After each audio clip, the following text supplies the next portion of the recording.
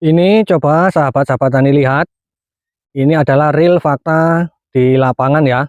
Nah, jadi ini munculnya bunga dari tanaman cabai sangkuriang ini, dia munculnya 4 ya, 1, 2, 3, 4. Nih, 1, 2, 3, 4. 1, 2, 3, 4 ya. Nih, ini rata-rata munculnya 4 nih sahabat tani. Mantep kan? Nih, 1, 2, 3, 4 nih. Assalamualaikum warahmatullahi wabarakatuh. Salam semangat ya para sahabat-sahabat taniku semua dimanapun berada. Oke, berjumpa lagi bersama saya Samsul Ma'arif. Dan tentunya kita masih tetap ya bersama channel Petani Mesuji. Nah oke, gimana kabarnya para sahabat-sahabat tani semua? Tanaman cabenya di curah hujan yang sangat tinggi, di mana-mana banyak sahabat-sahabat tani kita yang saat ini sedang dilanda curah hujan tinggi ya. Jadi semoga tanaman cabai kita tetap dalam keadaan sehat, yang masih pertumbuhan semoga pertumbuhannya bagus, terhindar dari kendala-kendala. Kemudian yang sudah berproduksi semoga tanamannya tetap sehat, berproduksi secara maksimal, terhindar dari serangan patek, serangan bercak daun, layu fusarium ya tentunya. Nah oke, para sahabat-sahabat tani semua, jadi kemarin setelah saya menghentikan ataupun mengerem ya di dalam memberikan nutrisi pada tanaman cabai sangkuriang ini, karena memang curah hujan itu sangat tinggi sekali, hampir setiap malam itu sering turun hujan. Nah maka pada hari ini kebetulan alhamdulillah tadi malam untuk hujan itu tidak ada, dan kemarin juga dari kemarin itu tidak turun hujan. Makanya hari ini mumpung ada kesempatan saya melakukan pemberian nutrisi yang saya tujukan untuk memaksimalkan fase generatif ya ataupun fase pembuahan dari tanaman cabai varietas sangkuriang ini. Nah, namun sebelum saya menyebutkan apa saja bahan yang saya gunakan dalam penyepraian kali ini, saya akan mengabsenkan dulu kondisi terkini tanaman cabai varietas sangkuriang. Ini tanaman cabai di usia 59 hari setelah tanam.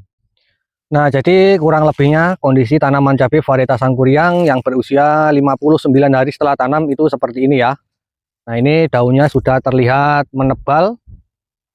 Kemudian ruas yang muncul baru ini sudah terlihat pendek ya, perluasan batangnya, perluasan cabangnya, dan ini juga sudah mulai rata-rata mengeluarkan bunga, bahkan sudah ada yang menjadi buah ya sahabat tani. Dan cabai sangkuriang ini kebanyakan rata-rata munculnya itu double-double untuk bunganya. Nah ini seperti yang para sahabat tani lihat, yang ini 2, bahkan ini yang di atas ini 3 ya, bahkan saya menjumpai banyak sekali yang bunganya itu muncul 3-3. Maka ini sangat rekomendasi sekali untuk para sahabat-sahabat tani yang mengharapkan produksinya bagus, bisa mencoba cabai rawit sangkuriang ya. Nih munculnya 3 ini ya, nih sudah menjadi buah nih.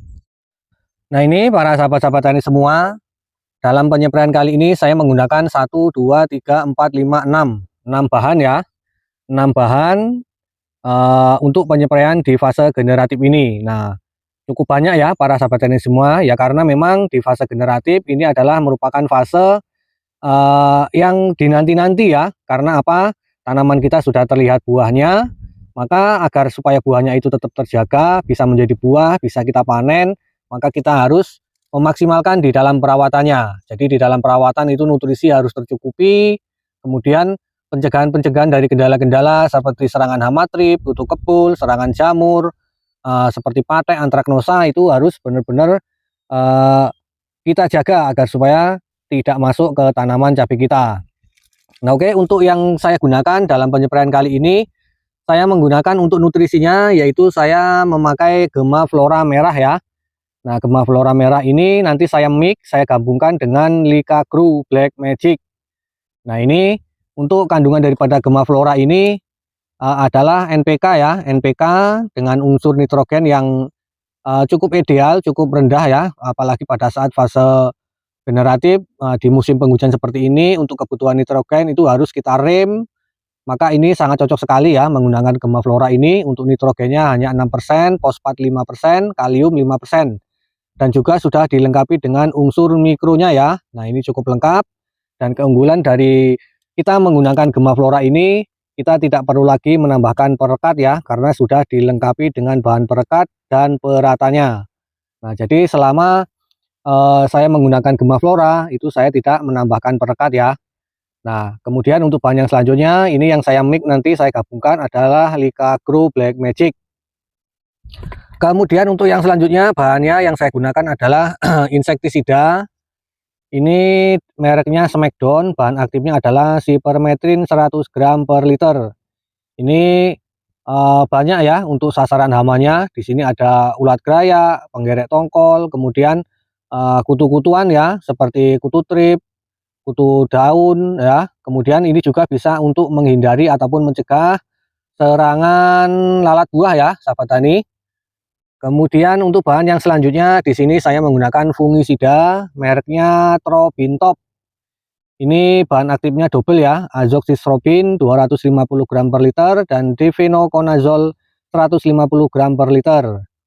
Nah, ini fungisidanya untuk pencegahan serangan bercak daun, kemudian nanti efek dari penggunaan golongan azol ini juga nanti akan memperkuat batang, memperkuat daun, kemudian nanti munculnya ranting-ranting ataupun ruas-ruas itu akan menjadi pendek yang sehingganya nanti akan meningkatkan produksi dan juga meningkatkan ketahanan tanaman dari serangan antraknosa ya, seperti patek ataupun serangan busuk batang serta busuk daun. Kemudian bahan yang selanjutnya di sini saya menggunakan Pilarmectin 53 CS ya. Ini bahan aktifnya adalah Abamectin 53 gram per liter. Nah, sudah banyak yang tahu tentunya kalau Abamectin itu sasaran hamanya adalah hama trip ya, sahabat-sahabat tani semua. Nah, ini Abamectin baru saya masukkan di fase generatif ini ya, di fase vegetatif kemarin saya tidak memasukkan Abamectin. Kemudian bahan yang selanjutnya yaitu adalah Victar 80 WP. Ini merupakan fungisida dengan bahan aktif Mancozeb 80% ya.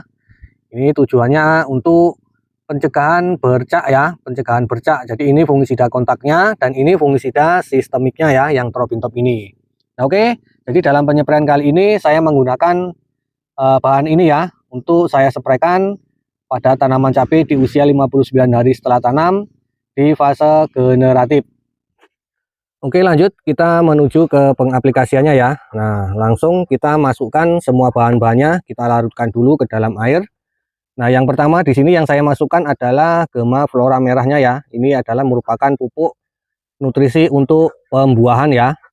Karena di sini tanaman cabai saya sudah memasuki fase generatif, maka ini saya berikan untuk pupuk pemacu pembuahannya. Nah, ini saya menggunakan Gemaflora merah yang sudah saya campurkan dengan Likagro Black Magic ya. Jadi untuk cara pencampurannya itu tinggal kita tuang saja Black Magicnya ini ke dalam botol Gemaflora merah, kemudian kita aduk yang sehingganya yang dulunya Gemafloranya ini warnanya merah menjadi warnanya merah kehitam-hitaman. Nah, kemudian selanjutnya kita menuju ke penakaran dosisnya ya. Untuk cara pengaplikasiannya, dosis untuk Gemaflora merah ini per tangki 16 liter kita gunakan sebanyak 2 tutup botol ya. Untuk dosisnya itu sama dengan Gemaflora hijau. Nah, 2 tutup botol. 1, 2.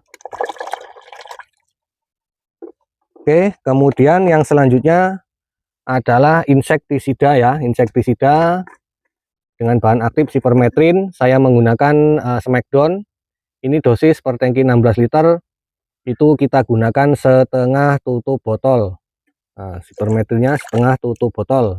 Yang selanjutnya di sini kita masukkan bahan aktif Abamectin ya. Ini dengan merek Pilarmectin. Oke, untuk dosis penggunaan daripada Abamectin ini per tangki 16 liter kita gunakan sebanyak 10 mili saja ya. Sebanyak 10 mili. Oke, untuk Abamectinnya 10 mili. Kemudian untuk yang selanjutnya adalah fungisida dengan bahan aktif azoxystrobin dan difenoconazole dengan merek Trobintop. Ini untuk dosisnya per tangki 16 liter kita gunakan setengah tutup botol. Nah, setengah tutup botol saja. Kemudian bahan yang terakhir yang kita masukkan adalah fungisida Mancozeb ya. Mancozeb ini per tangki 16 liter saya gunakan sebanyak 2 sendok makan. 1, 2. Nah, ini untuk mancozebnya ini bisa 3 ataupun 2 sendok ya. Tapi di sini saya menggunakan 2 sendok makan saja. Oke, selanjutnya kita aduk dan kita aplikasikan. Bismillahirrahmanirrahim, langsung saja kita aplikasikan ya. Nah, untuk cara pengaplikasiannya seperti biasa, kita spraykan merata ke seluruh bagian tanaman dari bawah sampai ke atas ya. Dan usahakan kita menggunakan nozzle yang benar-benar berkabut. Jadi biar pengaplikasian kita dalam penyepraian itu bisa tepat sasaran ya, baik dari segi nutrisi, insektisida, dan juga fungisidanya. Nah, untuk interval pengaplikasian itu saya menggunakan 3 ataupun 4 hari sekali ya. Tapi melihat kondisi, kalau pada saat ini curah hujan tinggi, kita melihat kondisi saja. Tapi kalau interval normalnya itu 3 ataupun 4 hari sekali.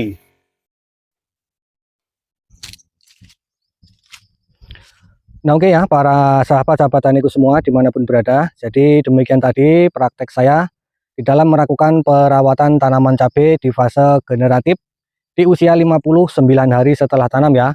Jadi ini saya memberikan nutrisi pembuahan yang pertama kalinya ya.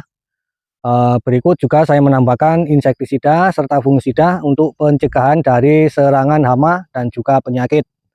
Nah, oke, sebelum saya tutup video kali ini, saya mengajak kepada para sahabat-sahabat tani semua, ayo kita tetap fokus, tetap konsisten merawat tanaman cabai kita agar tanaman cabai kita bisa selamat ya, bisa terhindar dari gangguan-gangguan, karena pada saat ini di mana-mana saya melihat di media sosial itu curah hujan sangat tinggi sekali, banyak sekali sahabat-sahabat kita yang mengalami kendala seperti serangan bercak daun, patek ya, layu fusarium itu banyak sekali saya melihat di media sosial. Semoga kendalanya itu bisa cepat teratasi. Nah, jadi sekali lagi saya mengajak, ayo kita fokus, konsisten, semangat agar nanti tanaman cabai kita bisa selamat ya sampai finish mendapatkan produksi yang maksimal. Nah, oke, para sahabat-sahabat tani semua, semoga video ini bisa memberi manfaat untuk para sahabat-sahabat tani, tentunya yang membutuhkan ya. Nah, kemudian saya mohon maaf apabila ada kesalahan di dalam penyampaian. Jika ada yang perlu ditanyakan, silakan tulis aja di kolom komentar. Nah, jadi di sini saya membagikan metodenya Mas Udin ya di dalam berbudidaya tanaman cabai ini. Jadi bagi yang kurang setuju, kurang cocok, silakan di skip aja, jangan diikuti. Sampean gunakan metode yang menurut sampean itu lebih Anda sukai, yang jelas ya. Nah, jadi saya membagikan metode tanaman cabai Mas Udin ini sesuai fakta yang saya lakukan, dan hasilnya sahabat tani bisa melihat sendiri ya. Nah, oke, saya akhiri. Assalamualaikum warahmatullahi wabarakatuh.